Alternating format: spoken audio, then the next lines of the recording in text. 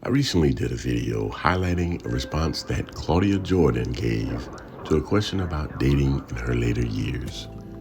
She unknowingly said something that appeared to validate what Kevin Samuels said about women like her. And we can't have that now, can we? So what does she do? She attempts to walk back her explanation in order to create distance from the Godfather. She went on to accuse, quote-unquote, bitter men of taking her words out of context in order to paint a false narrative. Unfortunately, we heard what she said, captured in 4K, unedited, and unaltered. In this video, I'm going to lay out why the need to be right is still keeping women like Claudia single. If you're new here, I go by TSF. That sounds familiar. And for those returning, you know how we do. When I eat, all my people eat too. Get your dinner set. We're about to eat on this one. I say something nice in an interview, right? Like, I don't know if y'all saw the Shade Room interview.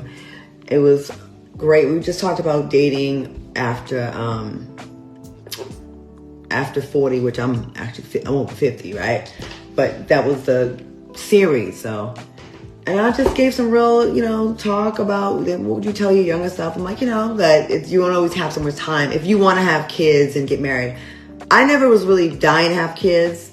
I did want to get married at some points in my life. And I did for a very short amount of time. I also had someone propose me with a beautiful ring, right person. Right ring, wrong person.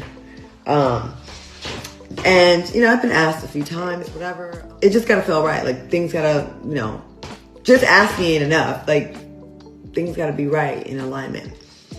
I said some great things on there, but they take one sentence, right? And all these bitter ass men made all these think pieces like, yeah, Kevin Samuels was right, and you should have settled down, bitch, when you were younger, and now you hit the wall. And like, they took that part of the message, which wasn't even what I was saying.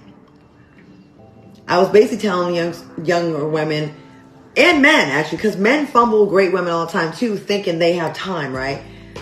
They didn't say anything else about all the great things I said. They wanted to make it like yeah, fuck you, bitch, that's what you get. You should have picked me when you was younger, and you were hot, now you're not hot anymore. I'm like, okay. Younger men really be wanting the girls in their 40s and 50s real bad.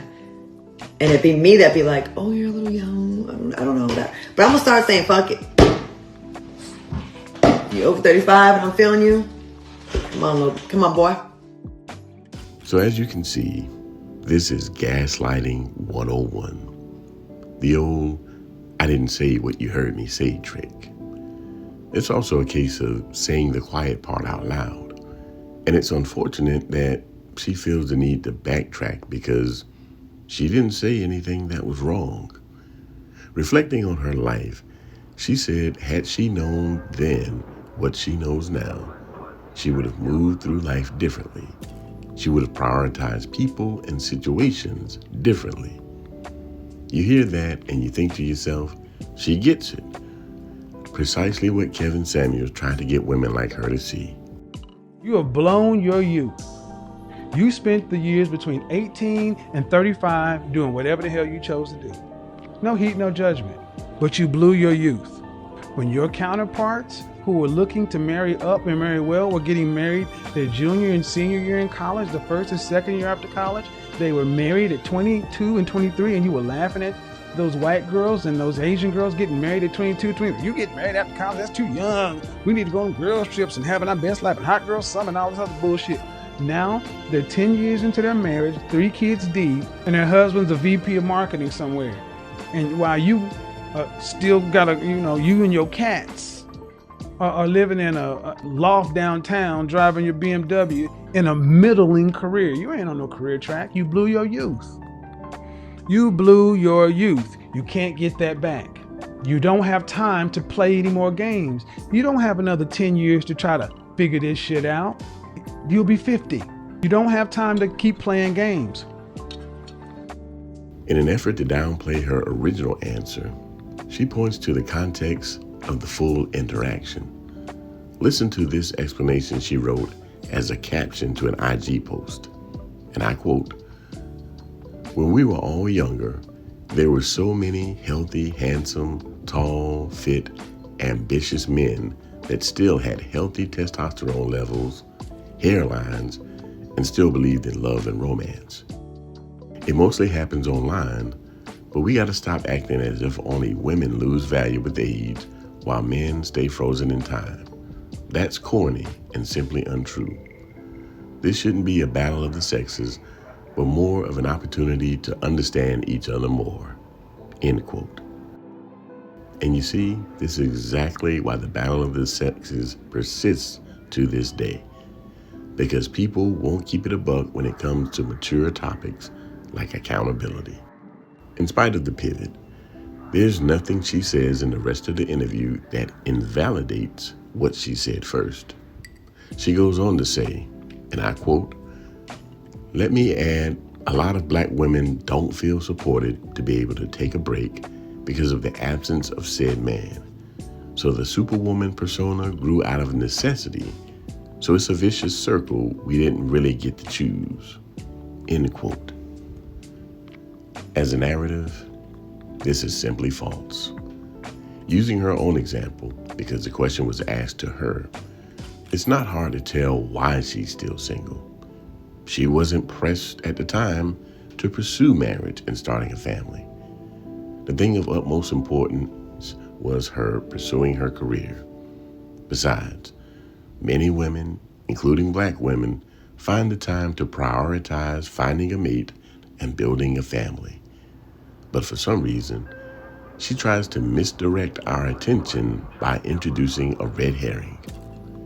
She brought up how we need to merge the conversation on dating with politics because black women are constantly on the front lines of political movements and societal issues. Everyone needs their help in the community, and they're just so busy helping that there's no time to date.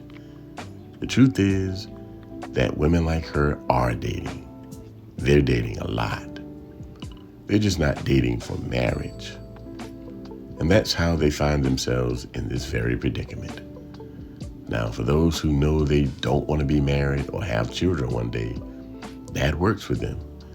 They get what they want out of it, and they're useful to the dating market. Let them have all the fun that they can stand. But at the end of that, when the dates start slowing down and the options they once had start to dwindle, they don't get to come back and say, "Where are all the good men?" Sorry, not sorry. What gets under my skin is when women like Claudia don't use their large platforms to warn younger women of what's on the path ahead. They'll happily encourage women to chase the bag, but won't tell the whole story.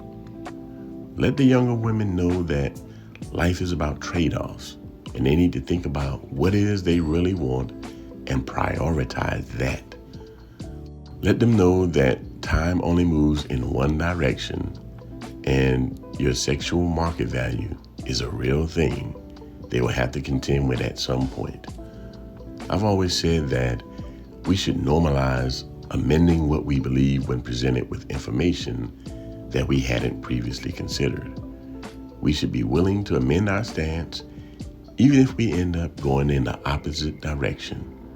As long as we get it right, that's the most important thing. But the worst thing you can do is double down on BS out of ego. Now that we got some understanding, I'm about to get up through here on y'all. If you got value from this video, hit the like button, subscribe to the channel, and watch one of these videos next.